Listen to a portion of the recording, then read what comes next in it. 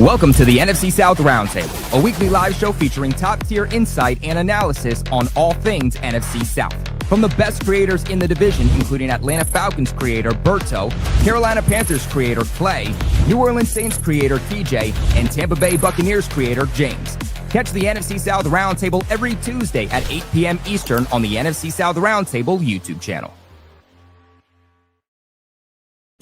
NFC South Roundtable, welcome back into another episode. We got a great one here for you guys. I mean, a thriller in Atlanta, another thriller here with the Panthers and Green Bay. I mean, so much to get into for today's episode, all that and so much more. Big shout out to our good friends over at Swivel. Make sure you guys download the Chrome extension if you want to see everything involving the NFC South Roundtable and each of these creators' content. I'm talking from their content on Twitter to TikTok to YouTube to Instagram and everything in between, all in one place on your Google Chrome. If you guys want to have that, all that and so much more, make sure you go ahead and check out our good friends over at Swivel. But let's go around the table. Let's see how these guys are doing.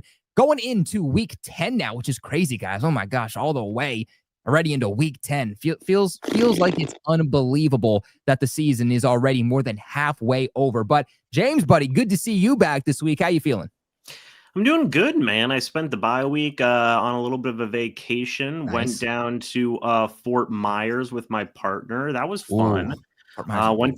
Went to this real nice seafood restaurant called Pinchers, which was cool. It was right on the water. I'd never been there before.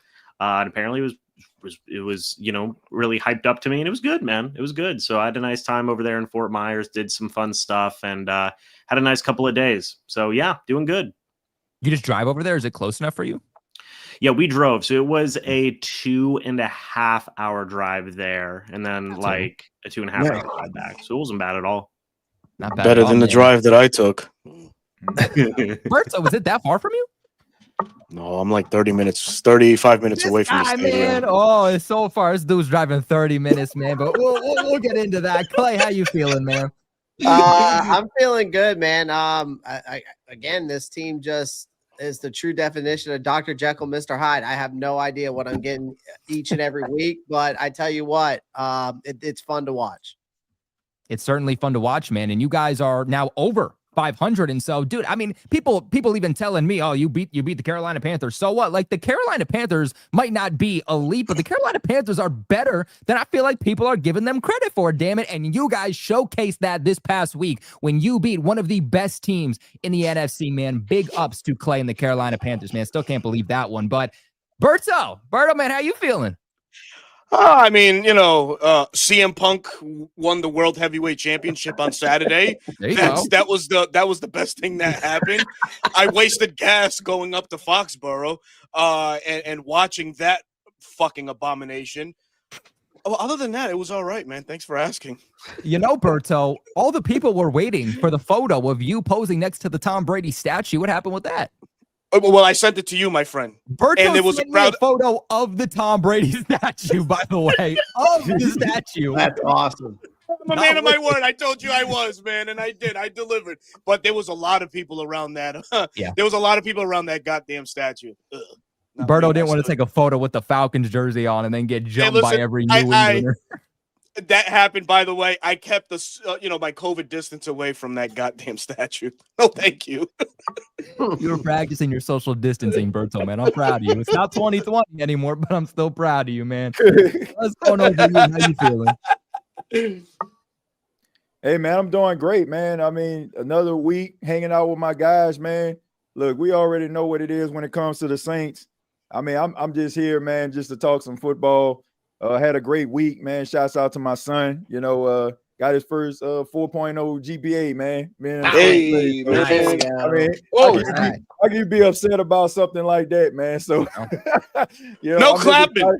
Hey, no clapping for Berto, guys. He has PTSD from the Patriots game, so we have to library snap in the chat. Library snap in the chat, guys. That's, man. That's but other than that, I mean, got some news from the Saints. You know, a couple trades happened today. So, I mean, at the end of the day, I'm just here to talk football, man, and glad to be here. Shouts out to everybody in the chat, and shouts out to you guys, man. Yeah, obviously, Rasheed Shaheed, the big ship off there to the Seattle Seahawks today for the NFL trade deadline. TJ, what are your thoughts on that one? Because obviously that was a move that we felt like was going to happen. It was either him, it was Chris Olave. Shaheed is in contract year, given where your organization is at, get some extra draft compensation. So did you like the compensation you got in return? And do you agree with the trade? Yeah, I agree with the trade because more than likely you're not going to re-sign Rasheed Shaheed. And, Rasheed Shaheed was also an undrafted rookie. The Saints took a flyer on him. And, for you to be able to get a 4th and a 5th round pick for a guy that you took a flyer on, I mean, it's almost like somebody gifting you something and they just say later on you sell it and you get some money for it. I mean, it's a plus. So, I mean, although I'm going to miss Rasheed Shaheed because he's such a dynamic player and, his ability to be able to stretch the field and, be a down the field threat, the New Orleans Saints got bigger fish to fry. And you got to be able to get as many picks as you possibly can to get yourself out of this hole that they have dug themselves into over the last 4.5, 5 seasons. So it's tough, man, but tough decisions have got to be made, and I don't think it's going to be over, but this is just the start, man. And if the New Orleans Saints are going to get back to playing some credible football, some of these decisions are probably going to get tougher and tougher. But, man, shouts out to Rasheed Shaheed. I wish him all the success in the world, and I think that the Seattle Seahawks have themselves a dynamic playmaker to add to an already talented 6-2 football team. Mm-hmm. Clear winners in that trade in my book. And TJ, my last question to you is just, was there any potential for you personally for Chris Olave to be traded? Or for you, was it always, these are rumors, pure speculation, he's not going anywhere? Well, at first I thought that there was, a little bit of fire with the smoke. But when I seen an interview of him in a locker room, he kind of slipped up and said that they were having conversations, or he was having conversations with the front office. And with that, I just feel like he kind of stalled a little bit, like, I shouldn't have said that. So when that happened, I felt like, man, you know what?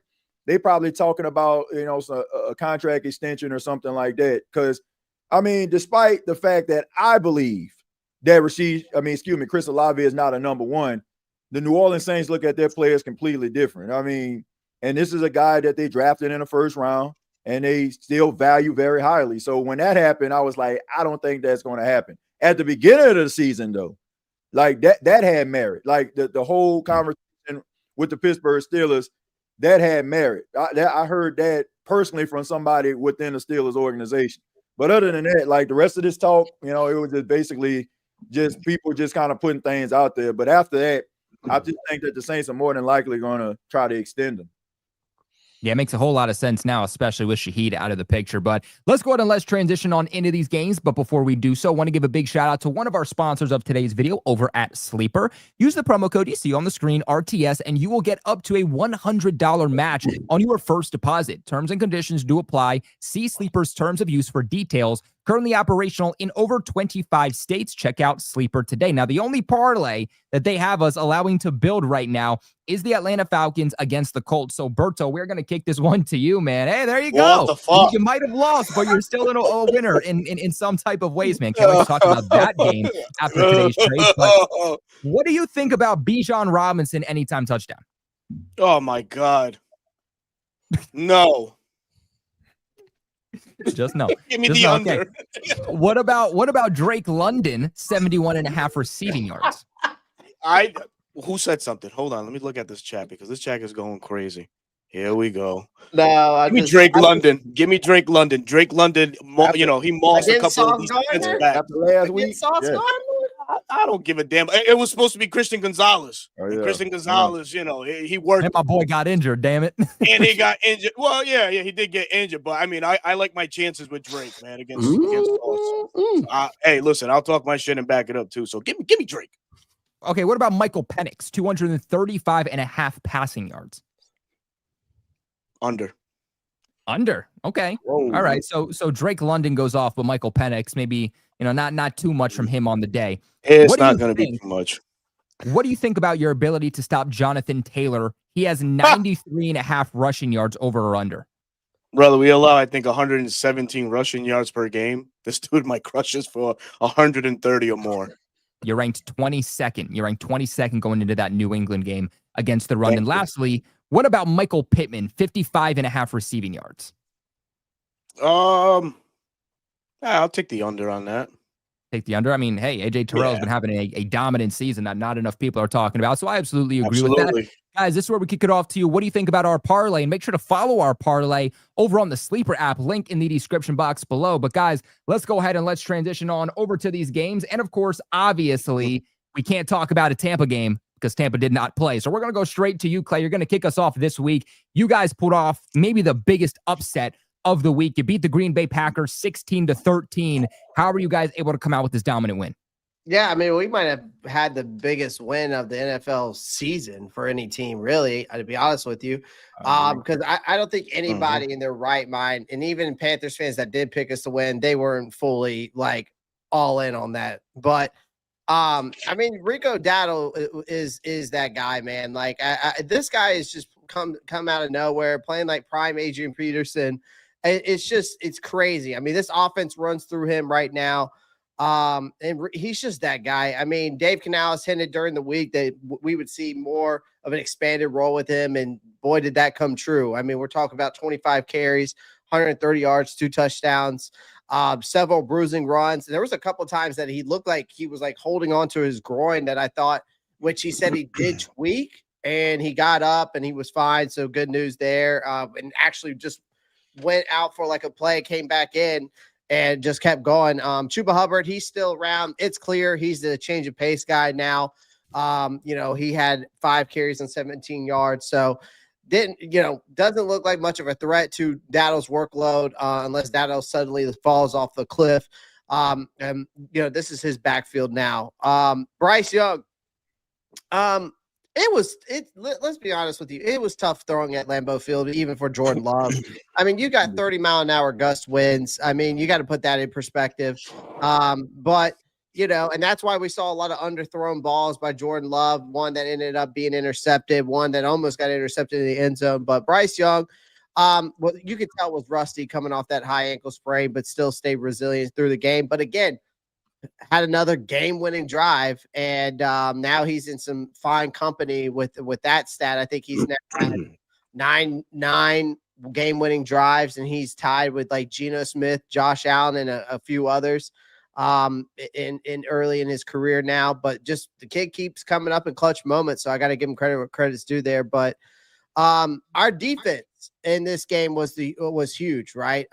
You go out. You lose to Buffalo the week before, and they put 40 points on your head, over 200 rushing yards, and we just flipped that script and forced 2 turnovers in this game. You held the Packers just to 1 touchdown in 5 red zone trips. I mean, they had 5 red zone trips and only scored once. So you came up with stops after stops to win this game on the line.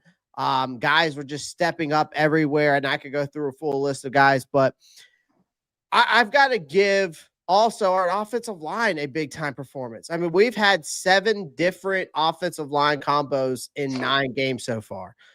You got Austin Corbett, who comes in, steps in as center for Cade Mays, who's out. Chandler Zavala, who comes in, then gets hurt. And then you have to bring in your 3rd-string right guard, and Jake Curhan, who held Micah Parsons to his only pressure, and Ike Ekwonu was making a nightmare for Micah Parsons. Then you got your right tackle who's out in this game. Josh Neesman-Stexman does his thing. So this group has everything. It had every excuse to crumble, and they didn't. So it just shows the grit of this team, the communication. And I just got to give – I think this might be Dave Canales' best game he's ever called, because – his decision to take the ball first was bold in this game. And his overall game plan was just smart and balanced, where, he knew moving the ball through the air would be tough. He leaned on the ground game. He let Dowdle eat. He trusted this defense to hold the line. We controlled the time of possession. We kept the Packers off the field. And basically, at the end of the game, Green Bay's like, okay, let's see if your rookie kicker can make this game-winning field goal with 1 second left. The first field goal, it was missed because, of course, you got pushed back because Rico Dowdle was reenacting the Key and Peele skit. But, the rookie goes out there, he's got the wind to his back. It was a perfect setup for us to win the game. But Canales coached his ass off in a very tough road environment, and this was his best game that by far I felt like he coached yet. Absolutely. I think, Clay, you broke that down. Damn it. You broke that down beautifully. Let's go on over to you, Berto. What do you think about this game? Hey, man, it was a tough victory for Green Bay. This is a Packers defense, run defense that only allowed 85 rush yards, good for 5th in the league. And they came out and ran all over him for 130 yards. He finally, you did that with your bell cow, Rico Dowdle, man, who, we all know in this league. And he's a top 5 running back in this league, if not the number 1 running back right now in the stat column. But overall, good performance. The defense did, hold on, held their own. Jordan Love just didn't look too comfortable throwing to his targets after Tucker Kraft went. I felt like the dynamic in that Green Bay offense changed when he went down. Obviously, a big blow to that defense and their offense output. Romeo Doubs ran around, but it's just, you find you put in these situations, you find ways to win, and that's exactly what Carolina did, man. They played in a tough environment of Lambeau Field, man. It was an impressive victory, man, and to put them over 500 for this season, man. So shout out to Carolina and what they did on Sunday, man. Their efforts were tremendous, man. Absolutely. Let's go on over to you, TJ. What did you think about really a statement win by Carolina?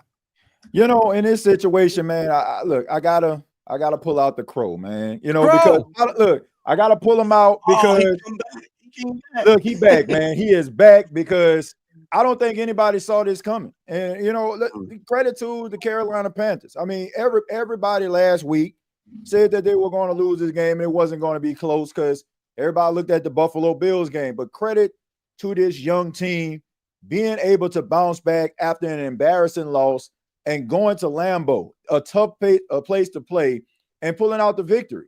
And, I looked at that entire game. I looked at it, and I got to tell you, Jordan Love was not really a factor. He made a lot of mistakes in the game. It seemed like those guys, they were well disciplined. The offensive game plan was simple, running the football with Rico Dowdle. And, I think Carolina understands that the best friend of a young quarterback trying to figure it out is playing good defense and having a good running game. And they're not trying to put so much pressure on Bryce Young. I'm pretty sure Bryce Young had breathed a sigh of relief knowing that he didn't have to go out here, move heaven and earth, because he has a really good running attack that could support him. And I just think that if you play football like Carolina is playing, you can find yourself being in an NFC South race to the very end. So, I mean, you got to just give them credit, man. It was a masterful performance. They didn't give up. They didn't quit. And they also just showed resilience. But this is also, a wake-up call for the Green Bay Packers. You cannot look at your record. You cannot look at the team that you're facing and just feel like, oh, we're just about to go out here and steamroll these guys. This is a very prideful Carolina Panthers team that came to Lambeau, and I don't think Green Bay understood the assignment. But now they realize that. And hopefully this can be a wake-up call for them to not underestimate any opponent, because you can get beat on any given Sunday because there's just as much talent on the other side of the football than you have. So credit to the Carolina Panthers. I thought it was a great performance. Dave Canales seems like he's starting to find his stride as a head coach. Let's see if they can actually build on this momentum and try to see if they can get some consistency going in Charlotte. They certainly learned from last week, man. Run Rico Dowdle. Don't worry as much about Chuba Hubbard, because when you do that, it's certainly going to open up the overall passing attack. But right. James, let's go on up to you. What did you think about the game? Yeah. First, I want to say, hey, I didn't say the Carolina Panthers were going to lose last week, so just want to confirm that. You would have said they would have lost. Come on. I mean, I don't know. I wasn't here, so we'll never know. It's a mystery. But listen, no. Say it with your chest, bro. Come on, man. shout out to the Panthers here for getting this win, guys. We're talking about a Green Bay Packers team that before that game against Carolina, they'd only scored less than 27 points once this season, and that was against the Cleveland Browns all the way back in week number 3. So kudos to the defense of Carolina here and their defensive coordinator, Evero, who did I thought a really good job, right? This was a grind out, kind of game where the Panthers, look, relied on their stars with Rico Dow getting 130 yards and 2 touchdowns, like the guys were saying. Didn't do a ton in the passing game, but you didn't really need to because the defense and the running game were keeping you in it, right? So kudos to the defense of the Panthers. Kudos to the run game for them as well. And look, I mean, what a turnaround for the Carolina Panthers here, right? I remember that, when they were 1-3, we were all talking about like, oh, this is probably going to be a long season. They were coming off of that 13-42 loss against the Patriots. And what have they done? Well, they've won 4 out of their last 5.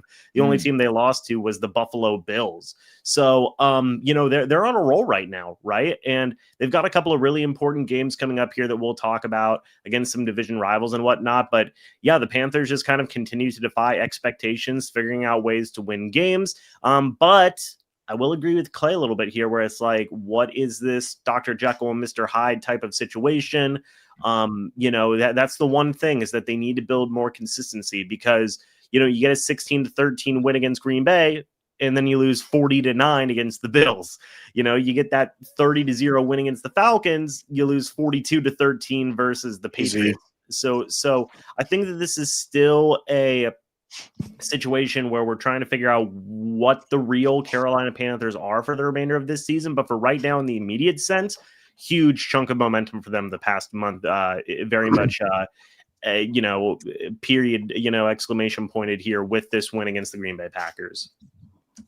And if you can beat the Green Bay Packers, who's to say you can't beat anybody if you're the Carolina Panthers? So only time is going to tell. A lot of football to still be played, but the most important football is played in November and December, and we're starting to really see who the Carolina Panthers are going to be. But let us know your guys' thoughts about this game in the comment section below. Let's go ahead and let's transition on over to the next game, because Berto, this one was an absolute nail-biter. Look, let's just call a spade a spade. Credit to you guys for getting yourselves back into the game right before halftime. The Patriots were up by 14 points, had the ball to end out the second quarter, had the opportunity to go down the field, go up 21 points, and then get the football to start the third quarter. Jalen Walker comes in completely unblocked. Drake may fumble. You guys pick it up. Few plays later you score, and that really turned around this football game. And that John Parker-Romo missed extra point really ended up biting you guys in the butt. What happened in this one? Because you were there live. I was there live, so I want to talk about the Parker-Romo situation first, if I may. Do I have the floor, Kobe? You have the entire floor. Just, be smart with what you say. I get you. I'm just kidding. No, you're good. So, the Parker-Romo mess, right? That man, I witnessed with my own 2 eyes make one warm-up attempt and miss 5 in a row immediately after. I said to myself, I was like, oh my God, if we have to rely on this guy's leg, we're done. And then we did. We had to rely on his leg on that PAT, and he shoinked it. He pulled it fucking right. Same way he was doing it in warm-ups. Falcons can't even get that right. Can't even get the kicker situation right. It's going to continue to doom us. We signed Zane Gonzalez today. We waived Parker-Romo. Another guy that, he's bounced around the league. As a matter of fact, I think Parker-Romo and Younghoe Koo, 2 former Falcon kickers, have a better, kicking percentage out there right now than Zane Gonzalez does. He's bounced around with the Panthers and a couple other teams. I think the Commanders last year.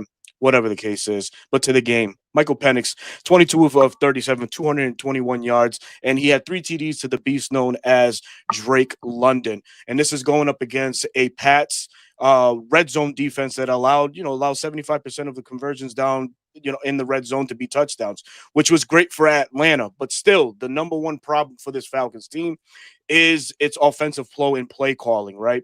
Bijan Robinson, another miserable day held in check by New England, but credit New England because New England is a top 5 defense in terms of stopping the run. I believe they are like 5th in the league, and they only allow about 80 yards rush per game.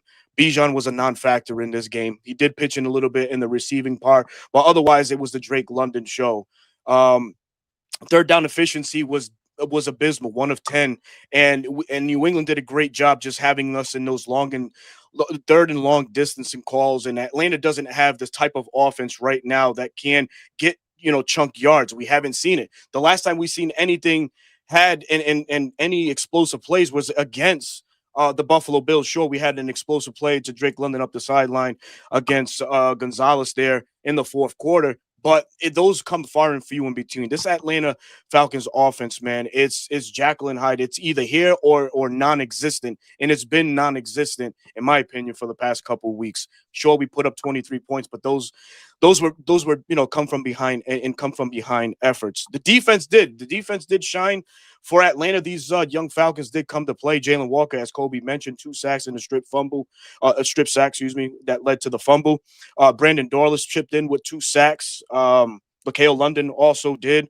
But number 40, I got to name him number 40. The Patriots knew exactly when they needed a first down to target their tight ends, whether that be Hooper or Hunter Henry, and they had great success. When number 40 is on the field, great things happen for all NFL offenses. Number 40 on the Falcons is downright trash, and the fact that he's still on this Falcons roster is bullshit, man. This guy is not an NFL player. It was just downright pitiful, man. But credit to the New England Patriots. They made the plays when they mattered, and in crunch time, you saw what a well-coached team is supposed to look like when those situations are in place. Berto, I'm hearing you speak, man, and you should have been tweeting all of this out in real time, because I did not hear about John Parker Roma before the game. I didn't hear about a lot of the things that you were telling me about this game beforehand. You sure? So you were out here reporting, big dog. You're out here reporting, man. I put out a tweet, and bro, man, my fan base came after me. Take that tweet down. I jinxed us, man. yeah. It's all on you, Berto. You damn asshole. I can't believe it. It is what it is, brother. Nah, man, that's crazy. Let's go over to TJ. TJ, when looking at this game, what were your thoughts? Man, I'm about to say something that I'm pretty sure a lot of Falcon fans probably would never think that a Saints fan would say about a Falcon. This team is good. Like they have promise. Like, this is a good football team, and they could be scary, but you know what? They cannot get out of their own way. And I keep telling Falcon fans, and you think that I'm hating, but I'm not. As long as Raheem Morris is your head coach, you will not reach prosperity. I'm just telling you, you will not reach prosperity. Until you get this kicker situation handled, you will not reach prosperity. You got the right quarterback. You got the right running back. You got the right number 1 receiver, number 1 tight end. Your offensive line look decent. Your secondary got promise. As long as Raheem Morris is your head coach, you will never reach prosperity. And I'm just hoping. I'm serious. I'm hoping that Terry Fontenot does not realize this by the end of this season. I hope that he goes into 2026, because Clint Kubiak can fix your problem. Cliff Kingsbury can fix your problem. Joe Brady can fix your problem. Cliff Kingsbury definitely can fix your problem. Man. Bro, I'm telling you, with B. John Robinson, he can fix your problem. I'm just telling you, you will not reach your full potential. Drake London, he emerged, and he's living up to his potential. He is starting to show that he is a promising top wide receiver in the league. That was a great performance. He's going up against Christian Gonzalez, one of the best young corners in the game. Some people even say that he's up there with Patrick Surtain. And this guy went out there, had 9 receptions, over 110 yards, and 3 touchdowns on him. It was a great performance. You even seen what Terry Fontenot did come to life. Took his 2 young defensive players. You had you had Jalen Walker. Man. James Pierce picked up the ball and almost returned it. That right there just telling you, I'm pretty sure Terry Fontenot was smiling from ear to ear. Like, yeah, now y'all see what I'm talking about. You have all the answers to your question except for the head coach. That is what I seen when it comes down to it. Head coach and kicker, and you got yourself a good football team. I thought it was offensive coordinator. I'm telling you, I was cleaning up my crib watching this game, and I stopped. I'm like, oh snap, because at first I thought, like, I was like, man, New England, they pulling away, and then all of a sudden I see Drake London, on a 50-50 ball. I'm like, oh snap. Then I seen it again. I'm like, whoa, wait a minute, let me sit down. And then I seen the same thing that has been costing Falcons losses throughout the years, a missed field goal, because you don't have the right kicker that cannot put the ball between the uprights. It's just unbelievable, man. But I'm telling you, look, all hating aside, y'all got the right team assembled. You just don't have the right infrastructure when it comes to the head coaching and coaching staff. You get that straight, y'all gonna be something. So it's tough. It's becoming increasingly tough to protect or have the back of Raheem Morris, man, because his play, well, not his play calling, but his just in-game situations, his clock management, bro, is bad. The situation of football overall is horrible, man. And that we didn't talk about the clap play. We didn't talk about the oh, brother. Hey. Look, man, there was a lot in that play. And Kobe, if I may, I won't go until you say yes. Kobe, may I? Thank you, brother. Thank you. I know you're eating this shit up because it's your fucking Patriots. That one, goddamn it. Look, man, that clap play, that's some goddamn bullshit, man. Yes, Jalen Hawkins was the guy that clapped. And he was looking at his safety. That's stuff that happens throughout the league, whether anybody wants to hear that shit or not. That happens. Jesse Bates does that to get linebackers or get the attention of guys within the defense to get them in their correct alignment. It's stuff that does happen. Hawkins, I don't think, was doing that in any malicious or spiteful way to simulate a clap or anything like that. What folks, I think, are missing out on in that play, where I think it was like a minute 50 seconds left, and that intentional grounding play was called. Obviously, already Matt Bergeron, our left guard, was out of the game. Now you're pairing New Zeal with Kyle Hinton, an inexperienced guard. Within that play, we lose Chris Lindstrom as well, our stud right guard, and we put in Jovan Gwynn. Jovan Gwynn has zero experience as a starter. Has played in preseason. He doesn't have the meaningful snaps in games like this, pressure situations like this.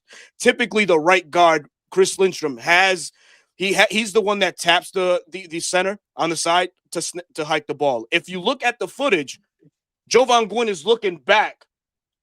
There's no communication between him and the center. That's what led to that ball being snapped. And another thing I didn't like in that one, there's 4 seconds left on the clock. Why would you be calling a motion with 4 seconds left? Then you snap the ball, I think, with a second or two left on the clock before a delay of game is called. So the clock management was piss poor in that one. The communication was bad in that one as well. And I'm sorry to say, but Michael Penix, man, you're the leader of this office. You got to do better in that situation. Either call a timeout or do something if you're seeing things that are not going right, because that was too big of a moment or a situation for that to go in. And in that drive, Atlanta was driving.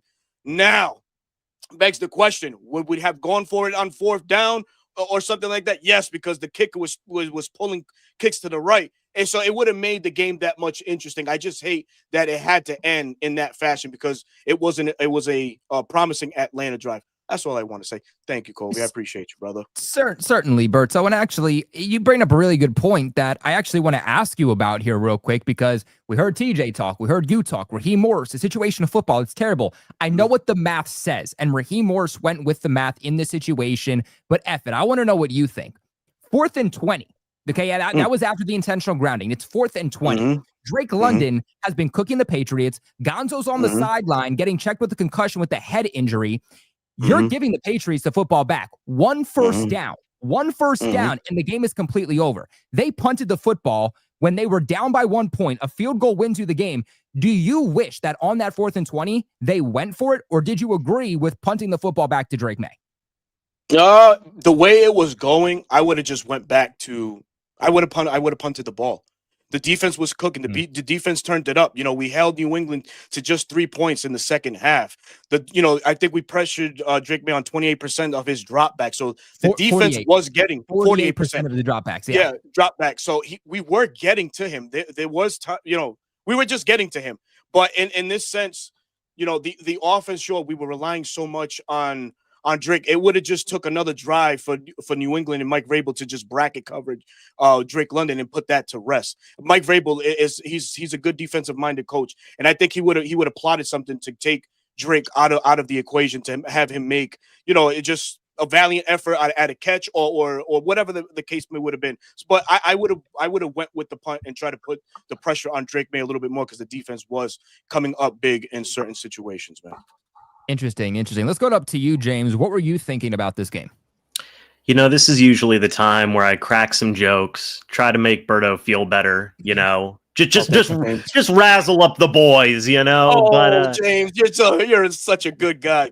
I just feel bad at this point. Look, I do have some thoughts. Okay, so firstly, I thought that this was probably the first or second best game of Michael Penix's season. I really did think that he played a really solid game, took care of the ball, didn't make it really any mistakes for that matter. The offensive line blocked very, very well. Also, Drake London, stud. I mean, this game reminded me of like a prime Mike Evans type game, you know, from a Bucs fan perspective. I mean, he was making tough catches left, right, and center. It was really incredible. And then, like you guys mentioned, the defense, I thought did a fantastic job, you know, and really kept the Falcons in this game. But there are a couple of things to remember here. Look, one is that the Patriots kept the lead this entire game. And I think part of that was because of just the offensive miscues and really just this offense for the Falcons, again, just not being able to get things going on a consistent basis. Look, when we take a look at the 2025 Falcons, they're averaging 17.9 points per game. That's 28th in the NFL right now. And Penix is doing a decent job of taking care of the ball and everything. But aside from Drake London and Bijan Robinson and a little bit of Kyle Pitts in there, there's nothing going for this, and I guess a little bit of Tyler Algier as well. There's nothing else going for this Falcons offense. Your number 2 wide receiver, Darnell Mooney, has 173 receiving yards so far this year. Your third receiver, you know, in terms of receiving yards, is Casey Washington with 94, folks. We are 8-9 games into the season now, and that's just kind of inexcusable in my opinion. And we're seeing that teams are, you know, figuring out and working on, well, if we stop Bijan Robinson and Drake London, that's going to give us the best chance to win, right? In the Falcons, and again, I don't know if this is just because Michael Penix just has a laser focus on targeting London, Robinson, and Pitts in this offense. I don't know if this is a situation with offensive coordinator Zach Robinson and just his inability to scheme other guys open or get other guys involved in this offense, but it's just not good enough. And I agree with what the guys are saying. Look, Raheem Morris, if he was the defensive coordinator of this team, or even if you still had Jeff Wilbrick, who I think is a great defensive mind in his own right, and you had more of an offensive minded head coach, maybe like a Liam Cohen, or maybe even a Dave Canales, I don't know, like this would be a playoff team. In my opinion, I agree with what the guys have been saying, where it's like, look, like this lack of offensive innovation from this coaching staff is a big, big problem because the pieces are there on the defensive side. And this defense can obviously be coached up to great things. And there are pieces on this offensive side for the Falcons, but they are not being coached up to greatness besides one or two guys, right? And it's just not good enough. It seems like, at least so far, Zach Robinson was not the right hire at offensive coordinator. You know, this is going to be an interesting decision after this year for Raheem Morris of, you know, hey, should I keep Zach Robinson? Should I go on and try and find somebody else?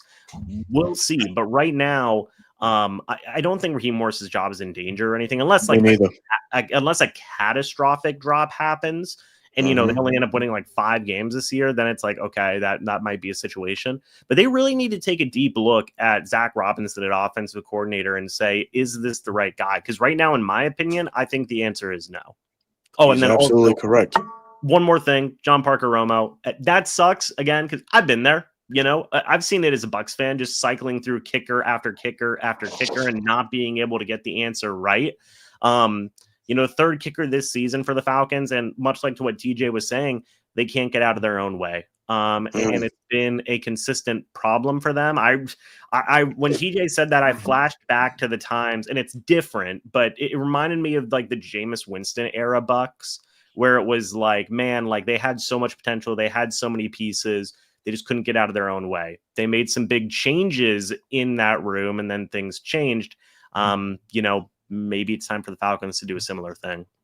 Yeah, no, you're absolutely right, man. I think, and like you mentioned something about Raheem, I don't think unless something drastic happens, Raheem's going to be back as a Falcons head coach next year, but he will have a Dan Quinn like leash going into 2026, where you lose 4 or 5 games to start the year, you're out of there, right? But I think Atlanta, what they need to do is absolutely look at a up and comer as an OC or a vet that may be available. Who knows? Kevin Stefanski might be available if he's let go by Cleveland. Of course, Mike McDonald's the hot name going around. The Kubiak tree, we can pluck something from there. The Clay, the younger one, he's the offensive coordinator or passing game coordinator for the San Francisco 49ers.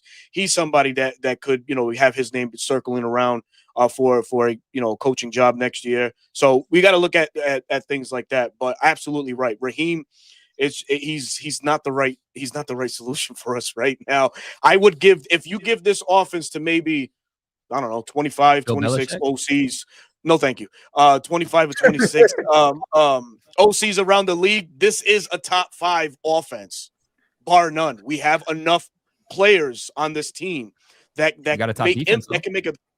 We do, yeah, exactly. And then this is the year, right? That's why it defense doesn't. is. That's why, it doesn't Berto, add up.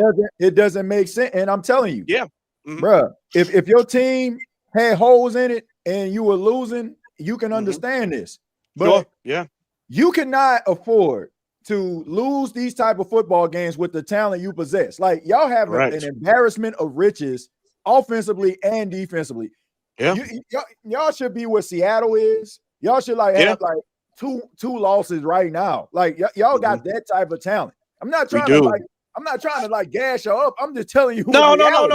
Listen, you're very unbiased, and it's and it's fact, right? It's the clearest thing to see, man. Like everybody sees it from all fan bases. Like, damn it, how are you that bad with such a talented roster like that? It's bad.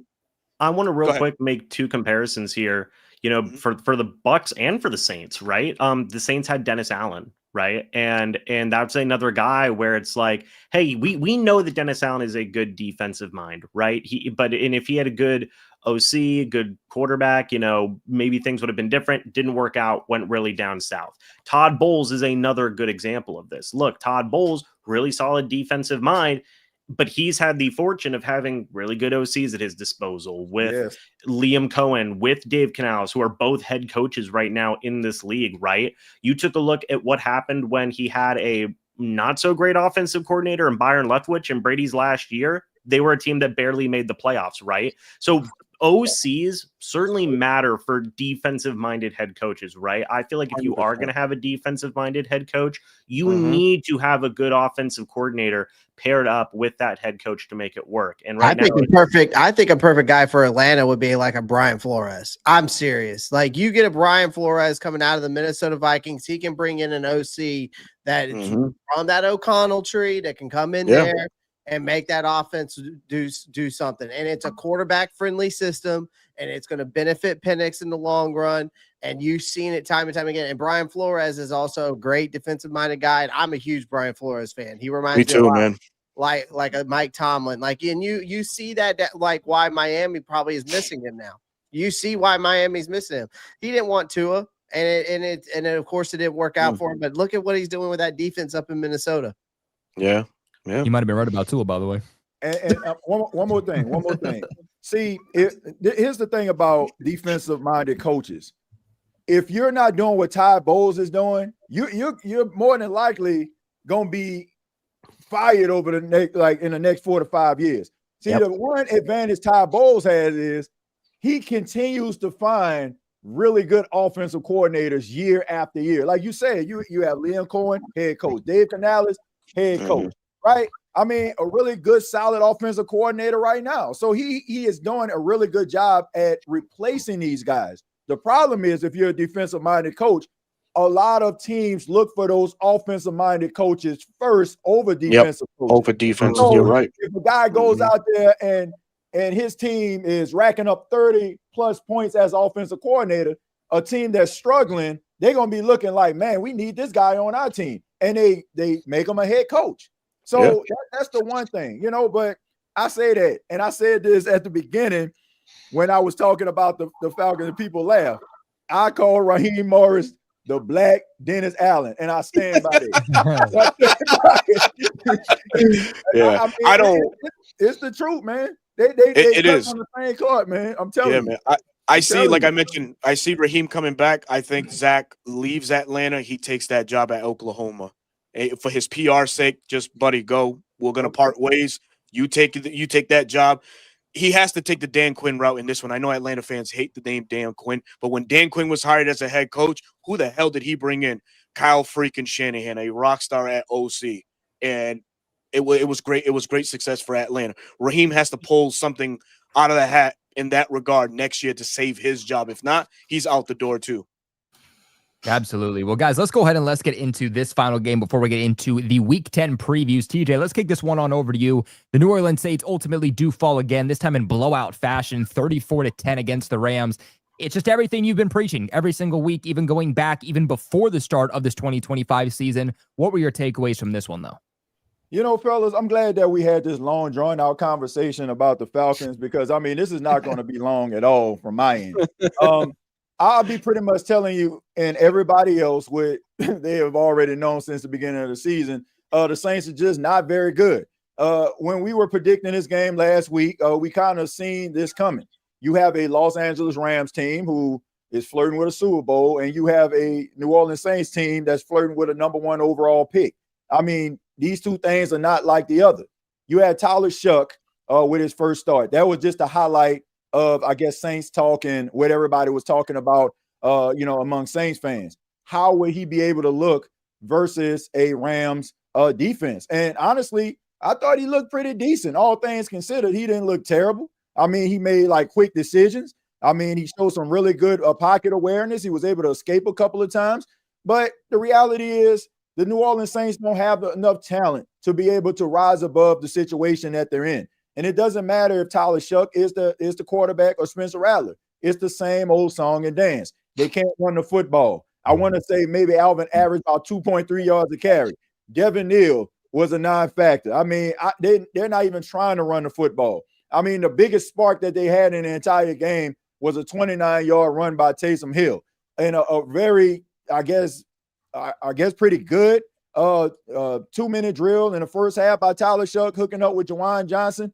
But at the end of the day, there's levels to this. Matthew Stafford did whatever the hell he wanted to do to the New Orleans Saints defense. I mean, carved those boys up, and you can make an argument that the Rams could have scored anytime they wanted to. They were kind of like playing with their food.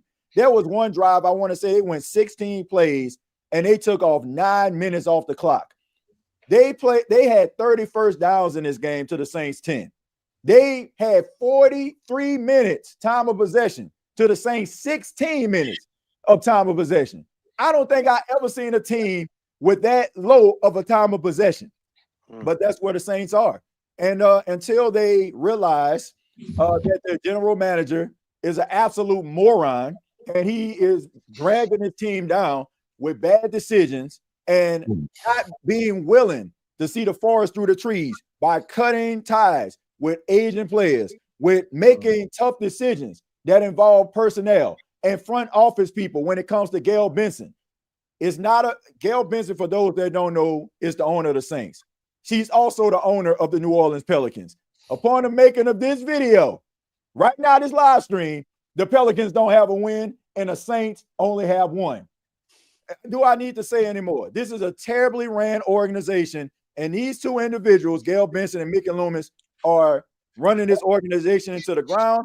And until they get rid of Mickey Loomis, no 9 GM ass, and everybody realized that Sean Payton and Drew Brees were the masterminds behind the Saints' success, look no further than what's going on in Denver right now as we speak. It's going to be the same old song and dance. It was an ass whooping. I mean, look, I was actually literally mopping my floor as I was watching this game.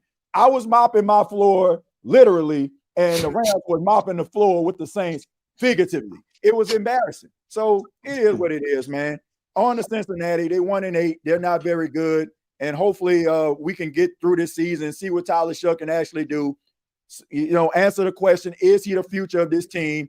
If he's not, then take a look at some of these young quarterbacks that's coming out so you can finally maybe get a face of your franchise that can help you get over this hump And hopefully some of these draft decisions that the Saints make don't involve Mickey Loomis, where we can actually get some actual talent in the building. We're on to Cincinnati. We're on to Cincinnati, as TJ famously said, man. James, let's go on up to you. What were your takeaways about the Saints this week? Yeah, couple of notes. One, Gail Benson is crazy for owning 2 teams. That's awesome. 2, TJ, it sounds like that house is spotless. I mean, you were deep cleaning, for the Falcons Patriots game. You were mopping the floor. I mean, my gosh. I'm telling you, I'm telling y'all, no lies. I woke up Sunday morning because I knew the Saints were going to play late. I went to Walmart and bought cleaning supplies because I knew I was like, man, look, I'm just gonna mop my floor while I'm watching this game and clean my house up. And that's what I did, man. I mean, the Saints are unwatchable, James. I ain't mean to cut you off, but they're unwatchable, my guy. Like, man, if I didn't love this team since I was 4 years old, I was born and raised in New Orleans. I mean, I would not be watching this team. Like, my love and my passion for the football team keeps me watching it. But they're unwatchable. Like, I can completely understand if any Saints fan be like, I got some other ish to do with my life. Seriously. Man, that's fantastic. I don't even know where to. Okay, so anyway, I don't even know what to say now.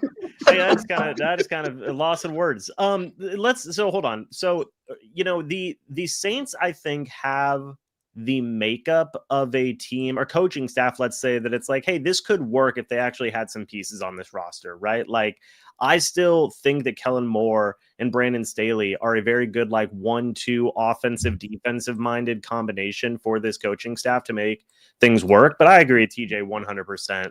Like, this roster is so devoid of talent, and Mickey Loomis has just not been helping under any circumstances. Like, I feel like next year, Tyler Shuck and Spencer Rattler, Shuck probably going to be the starting quarterback. I don't know. Like, if the Saints may take a quarterback in the upcoming draft, we'll see. But, like, look, some hard truths are coming up. Like, this is a Saints roster where you're looking and going, dude, Alvin Kamara after next season, he should probably be done. You could even argue he could be done after this season or should be done after this season. Olave, is he a number 1? Is he a number 2? Regardless, they still need 2 or 3 other receivers. Juwan Johnson is okay. This offensive line is not good at all. I mean, they just traded Trevor Penning away, a former first-round draft pick, mind you, everybody. They traded him for a 7th-round pick. That's not good. That's not a good situation at all. Look, Cameron Jordan is at the end of his career. Demario Davis is getting towards the end of his career. You have Chase Young there, but you still need pretty much a whole group of new starters on the defensive line, pretty much a whole new group of starters in that linebacker room. And the secondary is pretty solid, all things considered. But you're looking at a roster that needs, I'm not even talking about dramatic retransformation. I'm just talking about they need something and anything and everything, right? And you would have thought that at this trade deadline, yes, they did trade Rasheed Shaheed and got a couple of pieces there. But one team that I thought really was doing this rebuild thing the right way. It's like, dude, the Jets said, hey, we don't care, man. Give us multiple 1st-round picks and multiple 2nd-round picks. Quite frankly, there's no run really on the Saints who would command that type of stuff besides some stuff in the secondary and maybe Chase Young and Olave. But this is just a Saints team where it's like they need basically everything and they don't have a ton of pieces to work with right now in terms of being able to get what they need. So, and do you trust Mickey Loomis to guide that ship? I know TJ doesn't. No. I don't. No. So I don't either, because this Mickey Loomis got them into the situation they're in right now with just holding on to bloated contracts for too long, holding on to aging veterans to the point where they are barely making an impact, and then they still have said bloated contracts, and it is going to be one heck of a pit to dig themselves out of. And yeah, like TJ said, look, on a week-to-week basis here, I mean, this was just a really ugly game for the Rams. Any way you slice it, the defense, the offense. I'm not going to really harp on Tyler Shuck too much, considering it was his first full NFL start, but we know what the Saints are. They're a team that is just completely, devoid of talent, minus a couple of players here and there.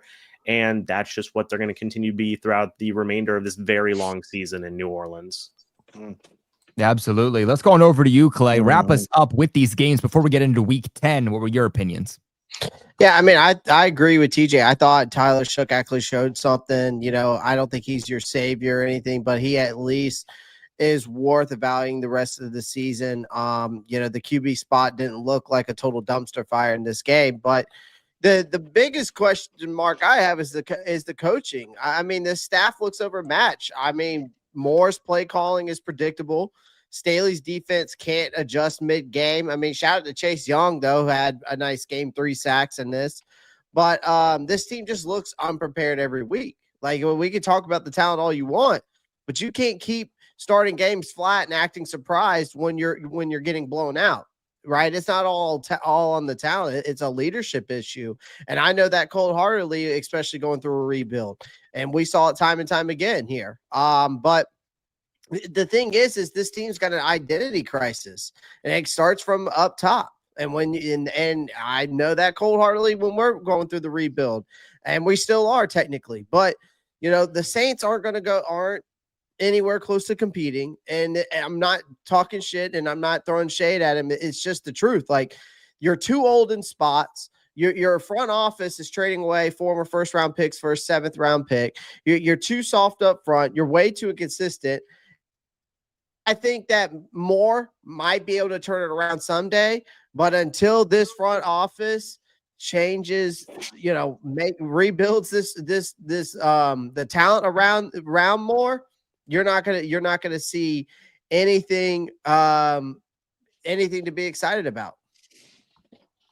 Yeah, absolutely. Well, guys, let us know your thoughts about this game in the comment section below. And let's go ahead and let's transition on into week 10 and what these guys are expecting to happen coming into this week. But before we do so, real quick, want to give a massive shout out to the other sponsor of today's video over at RotoWire. Now, you guys know RotoWire from earlier on in the season when we were talking about how you could dominate your fantasy leagues, but this time we're telling you how you can make sure that you don't lose money this football season, but instead you are guaranteed to make money this football season with RotoWire's player props and parlays.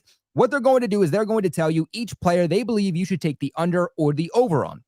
For example, this week, they believe Josh Downs, you should take the under on receiving yards of 42.5. They believe that Michael Mayer, the tight end for Vegas, you should take the under on 23.5 receiving yards. And Jonathan Taylor, you should take the under on 117.5 rushing plus receiving yards. All this and so much more to make sure that you guys are dominating your picks every single week to make sure you're making a couple of extra bucks this football season. Because you guys are tuning in here to Roundtable Sports, we have an exclusive offer for you guys where you get 15% off using promo code RTS. Link in the description box below. But let's go ahead and let's get into week 10 here, fellas. Everything that you are predicting to happen. Let's get into this Buccaneers game because, James, you are officially back off the bye week. You're facing the New England Patriots, who are one of 3 teams who have 7 wins in this 2025 season. What are you projecting to happen coming out of your bye week? Oh, Colby, you need to keep this on the 4 box right now, sir. I've been waiting all year. I've been waiting all year for this game. Where the puppet master finally gets his just desserts. There, oh boy. Listen, this is going to be a very difficult game, okay? A very, very difficult game for the Buccaneers here. Obviously, the New England Patriots are a very, very good football team right now, right? Drake May has still been looking like an MVP caliber guy. Mike Vrabel's a great coach in his own right. They've got pieces on offense, defense, everywhere in between, right? I do think it is beneficial that this is at home for the Bucs. I feel like that is to their advantage. It'd be a little bit colder up there in Foxborough versus here in Tampa. And I think a big key here for the Bucs is to, just really, again, rely on some of the pieces that they have offensively. I'm talking about Baker Mayfield. Hopefully, maybe Luke Gedeke might be back. Maybe Bucky might be back. We don't know yet, right? We're going to have to pay attention to that. But get Emeka Egbuka involved. Try and get, something going in this passing game, because I know the Patriots have a very good run defense in their own right. So honestly, I'm not expecting a ton from like Rachaad White and Sean Tucker and maybe even Bucky Irving if he's back in that mix as well. So try and attack this defense where you can in the passing game, in my opinion. Baker Mayfield, try and make some plays with his legs, with his scrambling ability. And then defensively, look, I feel like the Falcons gave you such a solid blueprint where it's like, hey, get after Drake May, because if you don't, he's going to make your life pretty miserable, right? So, you look at the pass rush. Hopefully Hassan Reddick comes back this week. Yaya Diaby needs to be into that mix as well and get after it, and really just kind of attack May. Right, because he is kind of the all-star of this offense right now. He's the engine that keeps this car going. So making him uncomfortable, hopefully forcing him into a couple of mistakes, I feel like gives the best chance for the Bucs to win this football game. I do think it will be a tough competitive matchup, but ultimately, I do think the Buccaneers will win this one. I do believe it's going to be a very, very close game against two just really, really good teams in their respective conferences, but I do think Tampa Bay will come away with the home victory. Yeah, respect, James. Interesting fact, the Patriots are the only team since 1970 to not allow a running back to go for 50 or more rushing yards on the season. So pretty interesting stat there in and of its own. But Clay, let's go on over to you. What are your thoughts on the game? Oh, man. New England is obviously quietly on this 6-game. What is this 6 straight games y'all won? Yeah. So that defense is locked in. They're only giving up more. They're not giving up more than 23 points in any of those games. And they're running through a buzzsaw in Tampa. This game's so hard for me because this is where Baker Mayfield's been balling out, right now at home. He averages right now at home his 103.4 rating at home. So it's pretty damn good. This one's got ugly but entertaining written all over it for me. I would call it the Tom Brady Bowl if you want to. But if Mayfield, but I think Mayfield will make a clutch throw late to seal it like he has been through the season. I'm going to take Tampa Bay in a close one. I'm going to go 24-21.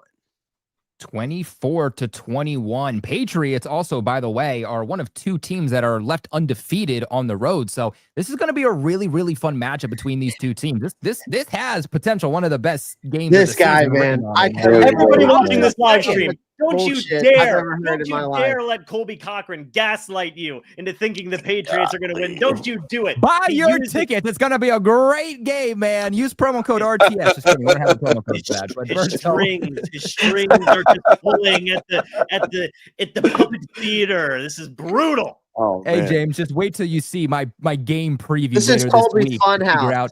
Just exactly who am I picking in this game? I'm gonna leave you on the edge. Which way is Colby going? I don't know. Check out Patriots Global and find out. Berto, let's go down to you. What do you think about this one?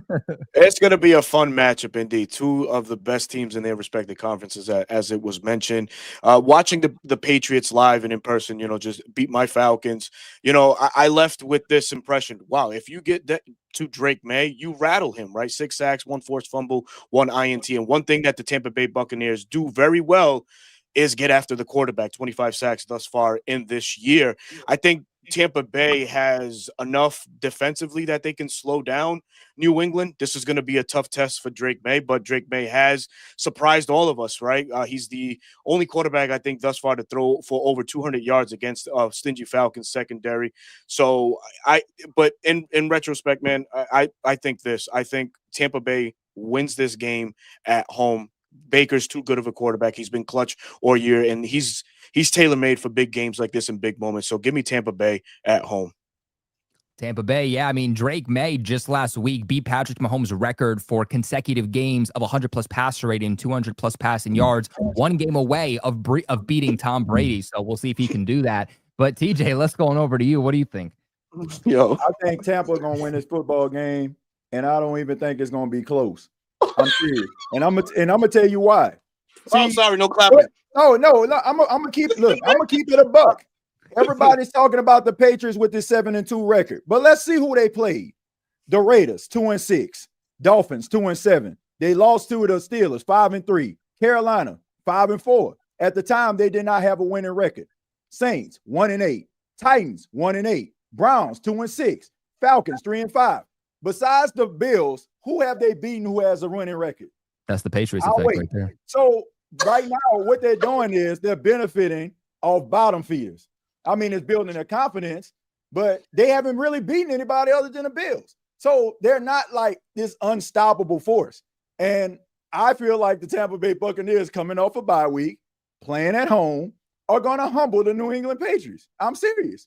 Like, no disrespect, Drake May playing out his mind and stuff, but at the end of the day, honestly, who have they really beaten outside of the Bills where he showed like, oh man, he just unstoppable. They haven't really played anybody. So I got the Tampa Bay Buccaneers. Hey man, Colby, you can only play the teams that are on your schedule. But just for the record, Colby, I also have the Patriots losing this game, depending on the injuries for both teams. Injuries for Tampa Bay. Tampa Bay could change it, but right now, all I'm saying is, look, it is impressive. Don't take anything away from Drake May. All I'm saying is, sometimes we look at these records and we're not looking at who they're playing against. Like, they're playing against terrible football teams. You're going to play against the Jets again, who going to be picking in the top 3, Dolphins again, who going to be picking in the top 5. So, I mean, I'm here in playoffs. Colby. It's going to get you in the playoffs, but I'm just saying, like, how good are the Patriots really? How good are they really? We're going to find out. We all Colby. Yeah. How about a wager? You and these damn wagers, my guy. Ooh. Brother, that was Clay last week. That was Clay last week. Don't get us white guys mixed up. That was Clay last week. Wow. What's the wager? All right, here we go. I'm fucking dead, bro. Whichever team loses, if the Patriots lose or if the Bucks lose, okay? If the Bucks lose, you send me a costume. I'll buy it. Just send me the link to buy it on Amazon, and I will wear the costume for the next week's roundtable. If the Patriots lose, I will send you a link to buy a costume. I'll even buy it for you, Colby. I'll even buy it for you. You just send me the address, and I'll send you a costume to wear on the NFC South roundtable next week. James, but I just picked the Patriots to lose, right? You're a fool. You know what? Fine. Let's have some fun. Let's have some fun. A gentleman's shake on it. I take it. We're gonna do it. You heard it here first at NFC South. I have no problem making a fool of myself live on the show for the entertainment of the NFC South roundtable. Dear God, though, man, I hope the Patriots pull off this upset now. Colby, I've got nothing to lose, brother. I dressed up as Bob Ross on Halloween for a video on the channel. This is gonna hurt you way more than it hurts me. Oh my God. James is going to be coming in dressed up as a New England Patriots cheerleader next week. Make sure you guys stay tuned. It's going to be a great one. It's going to be a great one. But definitely going to be a good game between both of these squads. Let's go ahead and let's transition on into the next game, because we have the big in-division game of the week, the Carolina Panthers and the Saints. Clay, we're going to give this one to you first. What are your thoughts? I'm just going to say that we finally look like a decent football team. Beating Green Bay, to me, wasn't a fluke. They're playing physical. They're running the ball. They're finding their identity. Rico Dowdle's been a monster lately. We're not sure if he's going to be active or not. There's kind of been some questionable there, but that's why you keep a guy around like Chuba Hubbard. But again, you're talking about a guy who's been going over 100 yards in 3 of the last 5 games. The Saints defense, on the other hand, we've seen it that they're not very good at stopping the run. And you bring Bryce back into the starter, who I still feel like looks confident. Again, I would love to see more from him. Maybe this is a game that kind of gets him there, right? This feels like another strong showing at home, because we are at home. I'm not going to say it's going to be a blowout or anything. I think, again, these individual rival games are always, pretty knit. So I'm going to go with the Panthers 24-15. 24-15 Carolina Panthers. Let's go down to TJ for the other half of this game. TJ, any way, shape, or form, you guys get back into the win column. I think the Saints are going to win this football game. I think they're going to win. The reason I feel like they're going to win is because they're 1-8, and I feel like they're going to come out like super desperate. I think they're going to do some things that they normally wouldn't do, and they're going, and I think that in some cases, Carolina probably going to overlook the Saints. So I got the Saints winning this game by a field goal. I think that Rico Dowdle going to run the ball well. I think that, defensively, they're going to be able to get stops, but I feel like the Saints are probably going to end up winning because, like you say, you got to throw the records out of the window when you're talking about divisional games. Everybody knows everybody. So I'm this is probably the last time I'm gonna pick the Saints. It's the entire season. But yeah, I got to win in this game, man. I got the Saints winning. Have faith, TJ. TJ's got his Saints winning. Let's go up to James. James, what squad are you going to take? I'm going to go ahead and take the Carolina Panthers in this one. Look, I said it earlier, this is just still going to continue to be a very long season for the Saints. And I think the Panthers just have the more talent. They're still on a roll right now. The Saints are a very, very vulnerable team. Carolina's playing at home. And I think that they'll be able to take advantage of that and get another win here and move up to 6-4. So let me go ahead and get the Carolina Panthers in this one.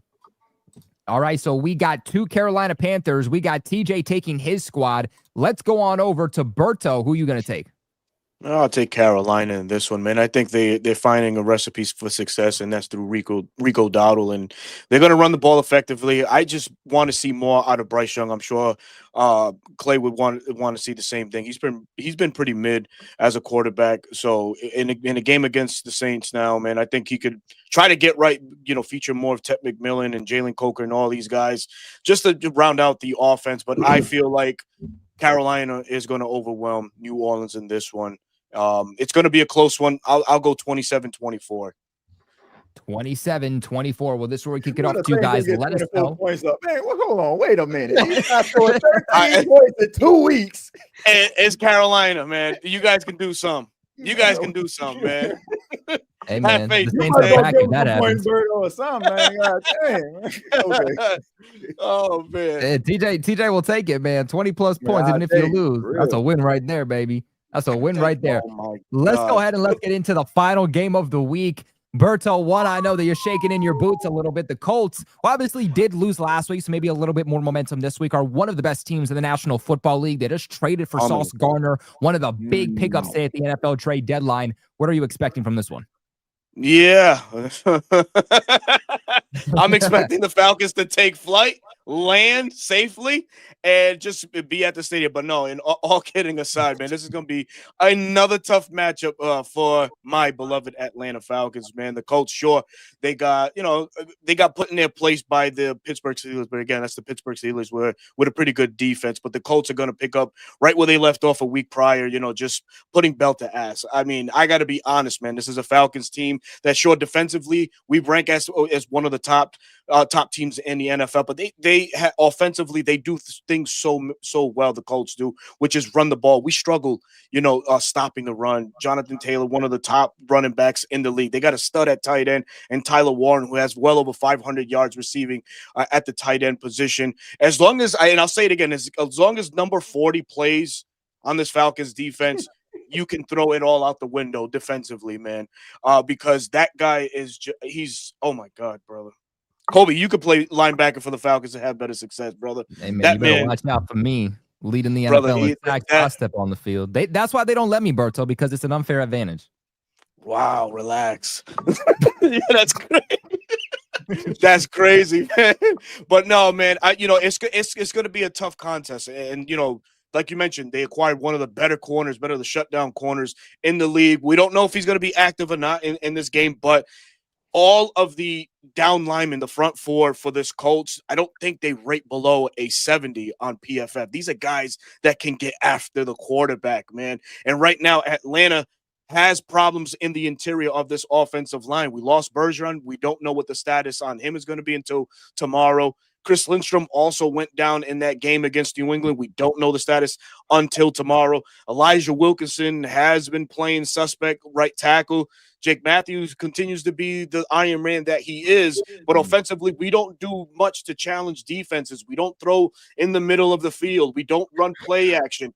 And these are things that are frustrating to say as a Falcon fans, but it's reality. These are things that we don't do, but we home the skill set players to get this sort of offense going, but we just don't. Zach Robinson can't get out of his own way or out of his own ass to call these plays and call it a competent game. So it could get ugly.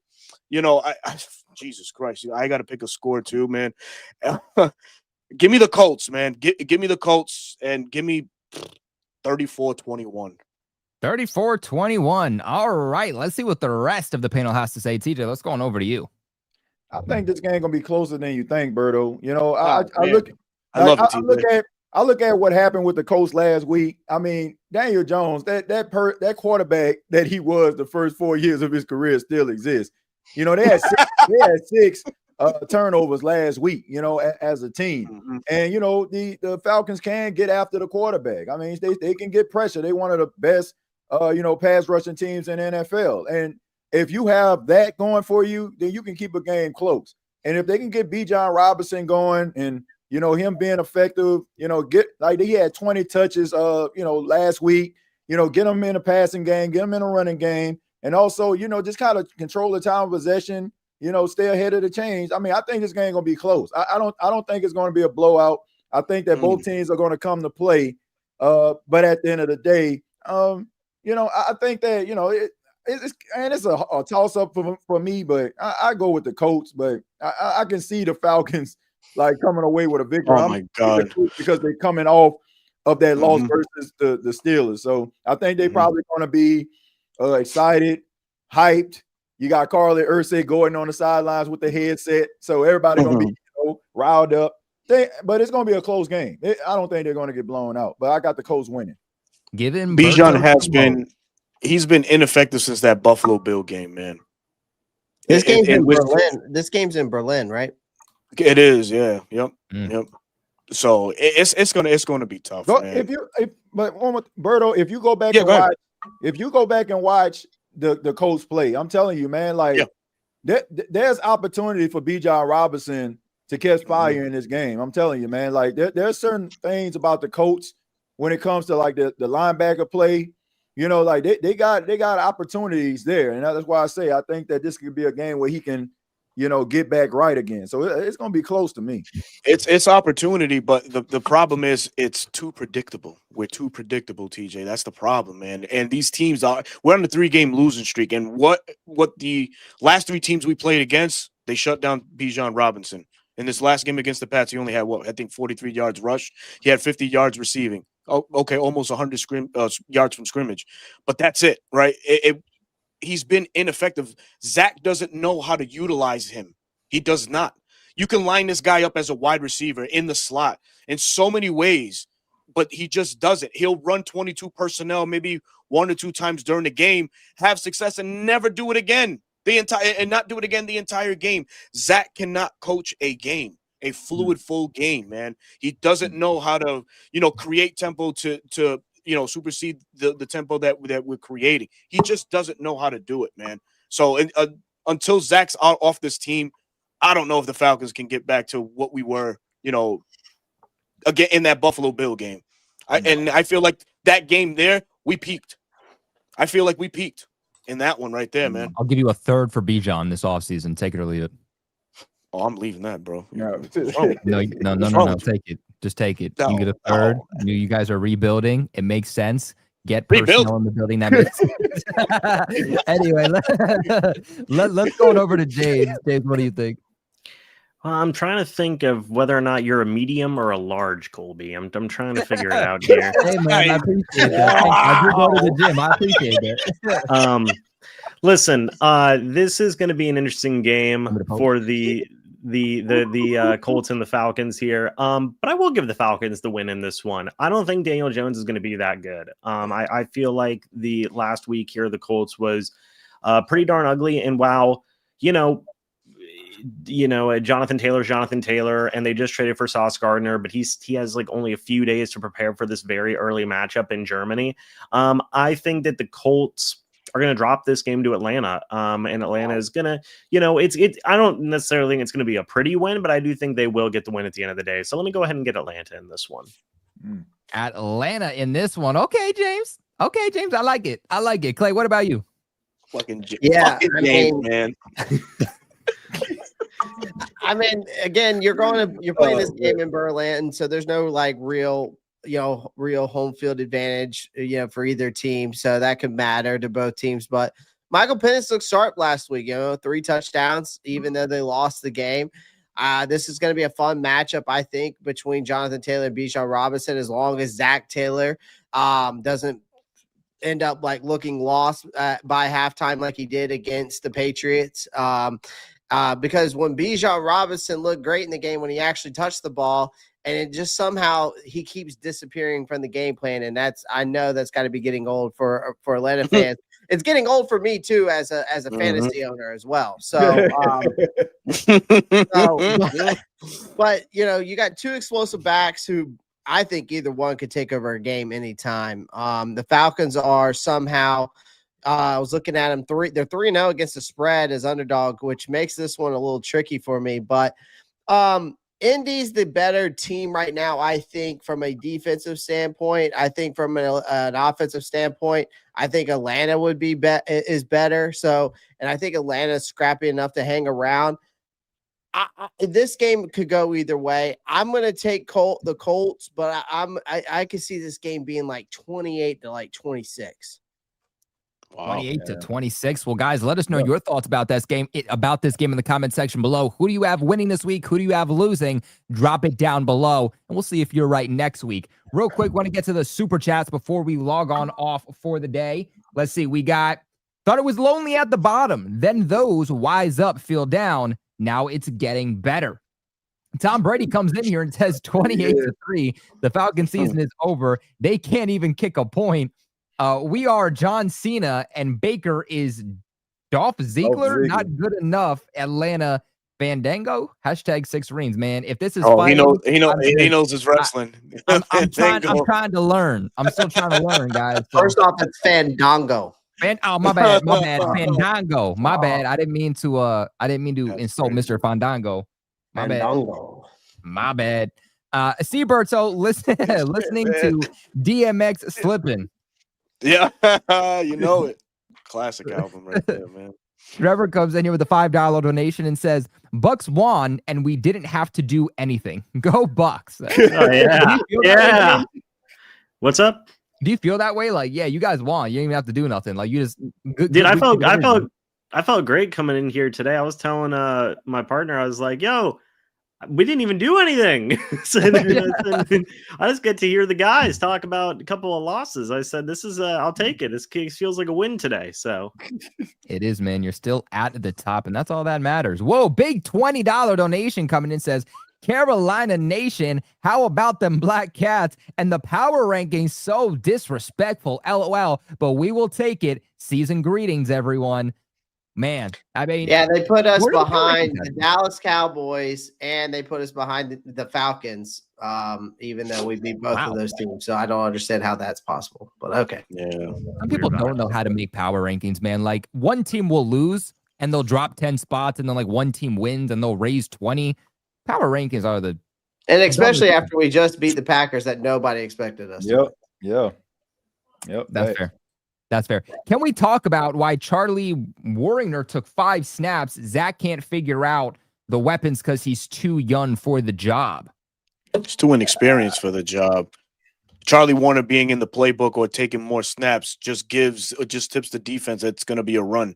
He just tried something new, and it failed. So there you go. Worse than you can be. It's whether you got it or you don't, fellas. Like age don't matter. Like we see, like.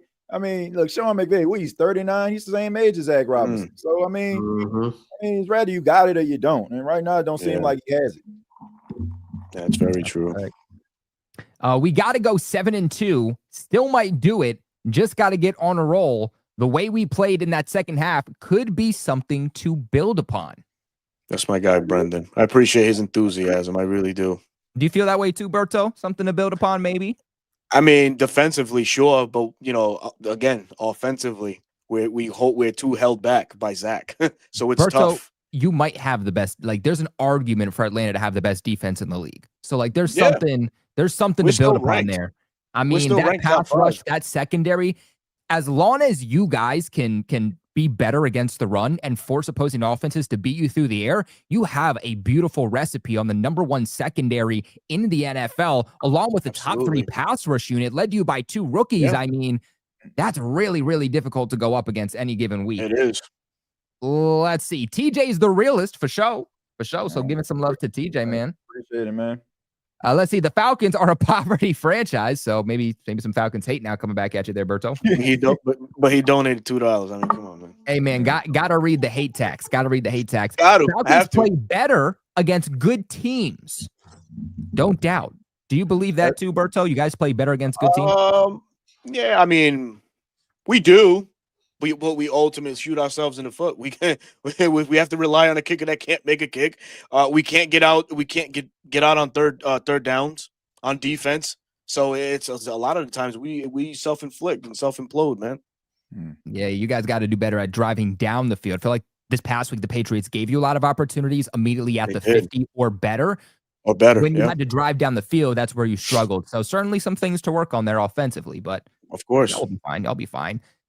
Use Warner as a decoy. He can run a seam route. What do you think about that? Sure, you can as a decoy. Why not? But will Zach do that? I don't think so. Probably not based off of what we've seen. But guys, this is where we kick it off to you. Yeah, man. What are your thoughts about week 9 and now week 10? Let us know in the comment section below. Remember to leave a big like on the video on your way out. Subscribe to the NFC South Roundtable if you have not already. Make sure you guys subscribe to these guys' individual channels. Links in the description box below. But as always, my name is Colby Cochran, host here of the NFC South Roundtable, a show brought to you by Roundtable Sports. And we will see you guys next week to recap week 10 and look on into week 11. Same time, same place. We'll see you then. Roundtable Sports Network is your one-stop shop for all things NFL, with daily live shows covering all 8 divisions in the league, hosted by the best content creators on the web, all on one network. Catch the AFC East live every Monday at 7 p.m. and on Wednesdays at 6 p.m. The AFC West Roundtable live Tuesdays at 6:30 p.m. The AFC North Roundtable live every Wednesday at 6 p.m. The AFC South Roundtable live Tuesdays at 7 p.m. The NFC East Roundtable live every Tuesday at 6 p.m. The NFC West Roundtable live at 9 p.m. on Tuesday nights. The NFC North Roundtable is at 6 p.m. on Wednesdays, and the NFC South Roundtable is live Tuesdays at 8 p.m. EST. And of course, fourth and forever, the flagship show of Roundtable Sports Network covering all things NFL at 1 p.m. Eastern Standard Time on the Roundtable Sports YouTube channel. Real coverage, real fans.